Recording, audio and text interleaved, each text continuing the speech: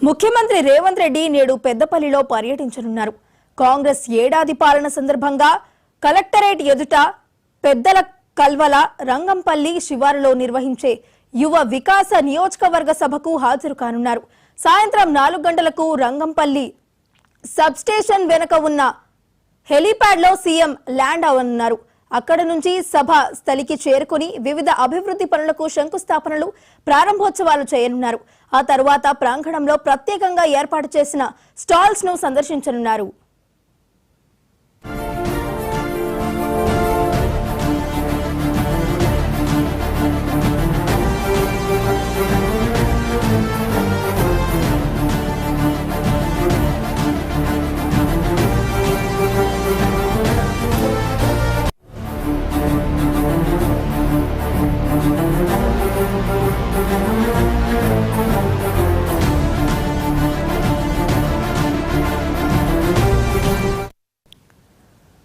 ముఖ్యమంత్రి రేవంత్ రెడ్డి నేడు పెద్దపల్లిలో పర్యటించనున్నారు. కాంగ్రెస్ ఏడాది పాలన సందర్భంగా కలెక్టరేట్ ఎదుట పెద్ద కల్వల రంగంపల్లి శివారులో నిర్వహించే యువ వికాస విజయోత్సవ సభకు హాజరు కానున్నారు. సాయంత్రం 4 గంటలకు రంగంపల్లి సబ్ స్టేషన్ వెనుక ఉన్న హెలీప్యాడ్ లో సీఎం ల్యాండ్ అవ్వనున్నారు. అక్కడ నుంచి సభాస్థలికి చేరుకొని వివిధ అభివృద్ధి పనులకు శంకుస్థాపనలు, ప్రారంభోత్సవాలు చేయనున్నారు. ఆ తరువాత ప్రాంగణంలో ప్రత్యేకంగా ఏర్పాటు చేసిన స్టాల్స్ ను సందర్శించనున్నారు. మరి ఇదే అంశానికి సంబంధించి మరింత సమాచారాన్ని మా ప్రతినిధి రవీంద్ర అందిస్తారు. రవీంద్ర, చెప్పండి.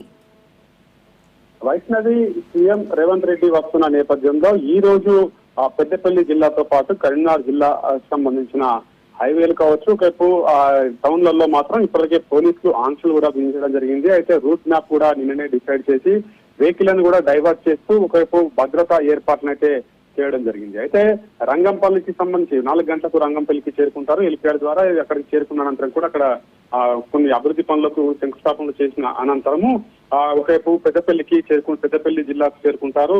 పెద్దపల్లి జిల్లాకు సంబంధించి 260 కోట్ల పంచాయతీరాజ్ రోడ్లకు సంబంధించిన పనులకు శంకుస్థాపన, అదేవిధంగా 66 కోట్లు నర్సింగ్ కాలేజ్ సంబంధించి, 36 కోట్లు సబ్ స్టేషన్ సంబంధించి, 10 కోట్లు శాతవాహన అడ్మినిస్ట్రేషన్ బ్లాక్ సంబంధించి 10 కోట్లు, ఇట్లా అంటే మొత్తం శంకుస్థాపనలు అయితే ఈ రోజు చేస్తారు. చేసిన అనంతరము సభాస్థలికి అయితే చేరుకుంటారు. సభాస్థలికి చేరుకున్న అనంతరం కూడా ప్రజలను ఉద్దేశించి మాట్లాడే విధంగా మాత్రం ఏర్పాట్లు అయితే మొత్తం పూర్తయ్యాయని చెప్పవచ్చు. అంటే 4 గంటలకు వచ్చిన అనంతరం అంటే దాదాపు 5-10 నిమిషాల వరకు అయితే సభాస్థలికి చేరుకుంటారు. చేరుకున్న అనంతరం కూడా ప్రజలను ఉద్దేశించి అయితే మాట్లాడతారు. అయితే గత 2 రోజుల నుంచి స్థానికంగా ఉన్న మంత్రి శ్రీధర్ బాబు, అదేవిధంగా ఎమ్మెల్యేలు సభాస్థలికి సంబంధించి ఏర్పాట్లను చేయడం జరిగింది. అదేవిధంగా భారీ ఎత్తున రైతులైతే తరలి వస్తున్న పరిస్థితి అయితే కనబడుతుందని చెప్పొచ్చు.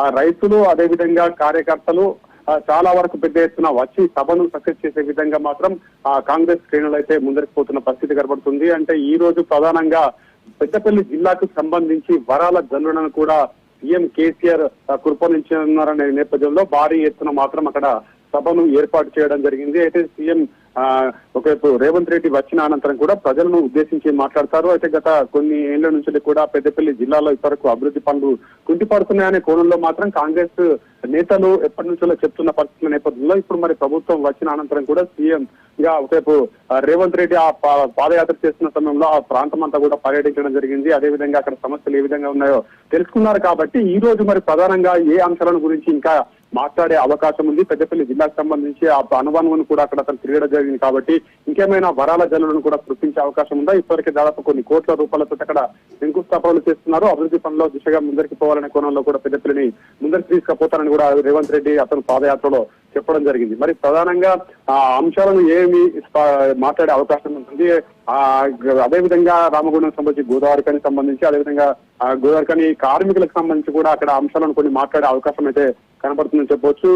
కాంగ్రెస్ కు సంబంధించిన నేతలు అయితే ఇప్పటికే భారీ ఎత్తున అక్కడికి జన సమీకరణ చేస్తున్న పరిస్థితి కనబడుతుంది. సీఎం రేవంత్ రెడ్డి 4 గంటలకు రంగంపేట చేరుకున్న అనంతరం 5-10 నిమిషాల వరకు అయితే సభాస్థలికి చేరుకుంటారు. అక్కడ ప్రజలను కూడా ఉద్దేశించి మాట్లాడతారనే చెప్పవచ్చు. వైష్ణవి, రవీంద్ర, అయితే నేడు పెద్దపల్లిలో పలు అభివృద్ధి పనులకు శంకుస్థాపన, అలాగే ప్రారంభోత్సవాలు కూడా సీఎం రేవంత్ రెడ్డి చేయనున్నట్లు తెలుస్తోంది. మరి ఈ నేపథ్యంలో అక్కడి వాసుల స్పందన ఏ విధంగా ఉంది?